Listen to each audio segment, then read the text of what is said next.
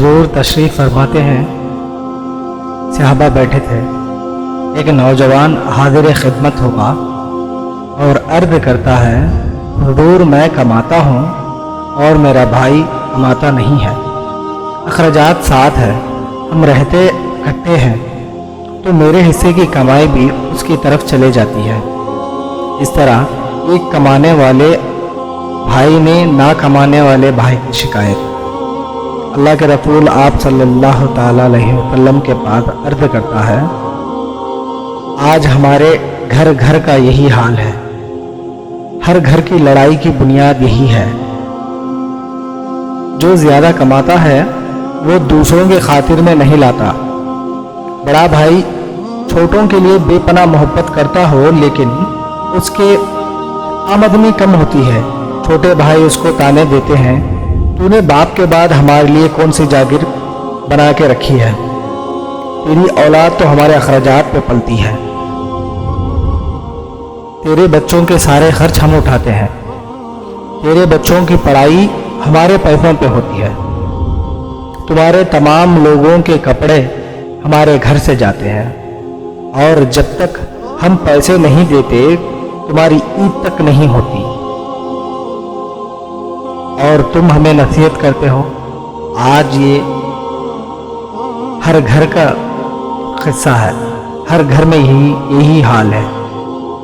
ताने किस बात पे दिए जा रहे हैं, लेकिन हमारे आका कितना खूबसूरत दीन लेकर तशरीफ़ फरमाए हैं। अर्ज़ किया है, हुजूर मैं कमाता हूँ, हम रहते इकट्ठे हैं, हमारे अखराजात साथ में हैं, तो मेरे हिस्से की कमाई भी उसकी तरफ चली जाती है। मेरे हुजूर सरकार दो आलम ताजदार मदीना मोहम्मद मुस्तफ़ा अहमद मुजतबा रहमतुल लिल आलमीन ख़त्मुल मुरसलीन आप सल्लल्लाहु ताला अलैहि वसल्लम ने इरशाद फरमाया, हो सकता है अल्लाह तुझे रिज़्क़ तेरे उस भाई की वजह से दे रहा हो जो नहीं कमाता है।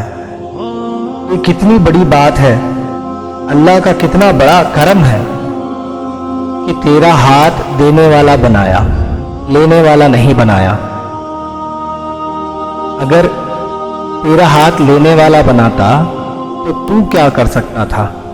तू भी तो उसी माँ के आगोश से पला हुआ है, तू भी तो उसी बाप की औलाद से है। तेरे रगों में कोई अलग से खून नहीं दौड़ता, तेरे दिमाग में कोई अलग से सौते तो नहीं फूटते। तुझे अपनी तालीम पर नाज है, लेकिन तालीम के एतमाद से तुझे ज्यादा इल्म वाले आज सड़कों पे भटकते फिर रहे हैं। सारे खानदान वाले नीचे रह गए।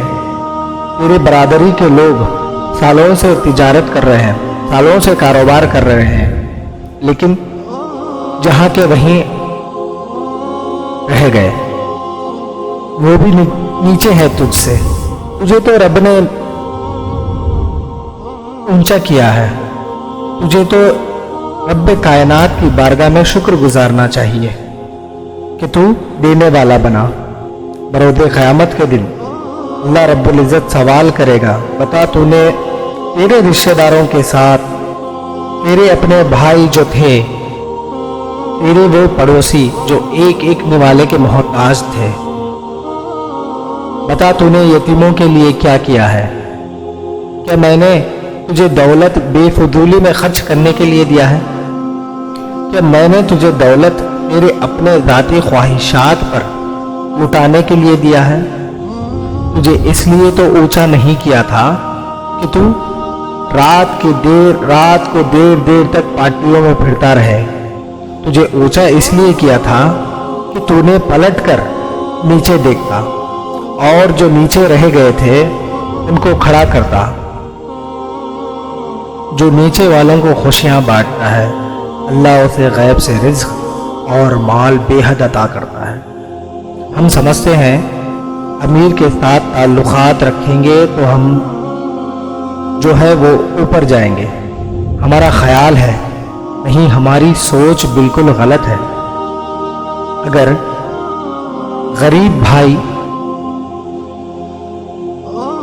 या गरीब पड़ोसियों का غریب پڑوسیوں کا اور غریب بھائی کا قدر کرنے کا مزاج بنا لو تو اللہ تمہارے رزق میں بے حد اضافہ فرمائے گا۔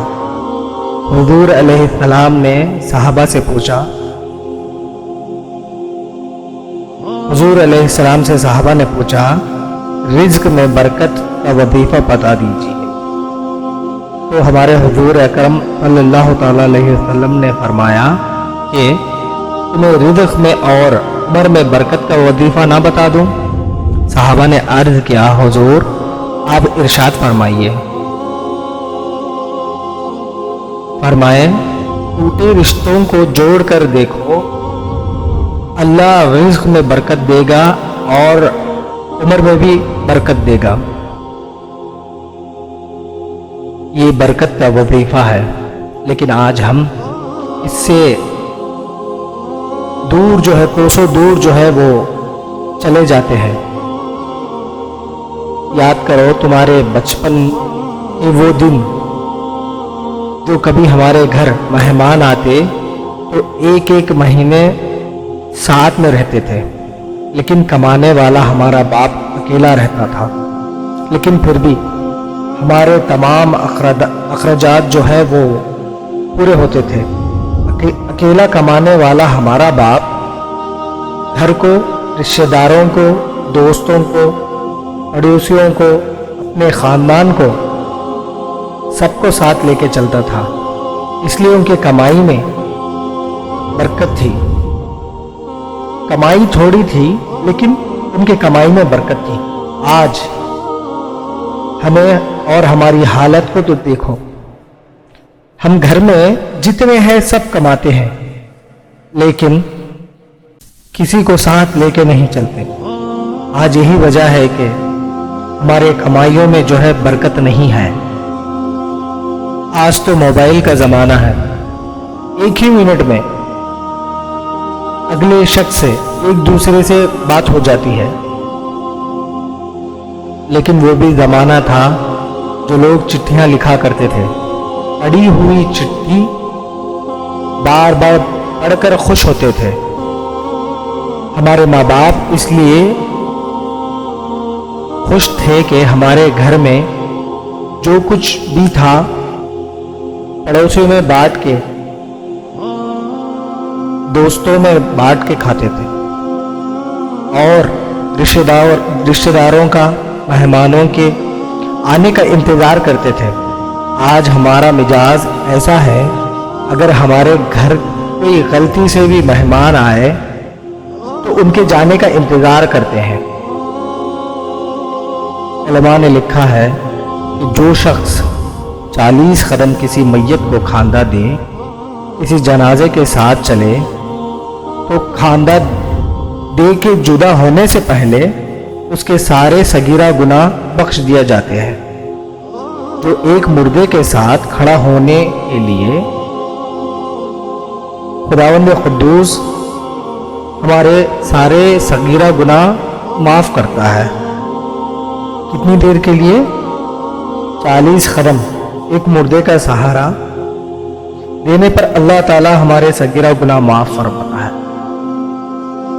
تو سگے بھائی کے ساتھ کھڑا ہونے پر اللہ تعالیٰ کیا کچھ نہیں عطا کرے گا۔ جو لوگ زندہ ہے ان کے ساتھ کھڑا ہونے پر اسلام کیا کچھ نہیں عطا کرتا۔ لیکن ہم بڑے عجیب لوگ ہیں، خبروں پر جا کے رو لیتے ہیں مگر زندوں کے ساتھ ہمارا سلوک اور ان کے لیے ہم کچھ نہیں کرتے۔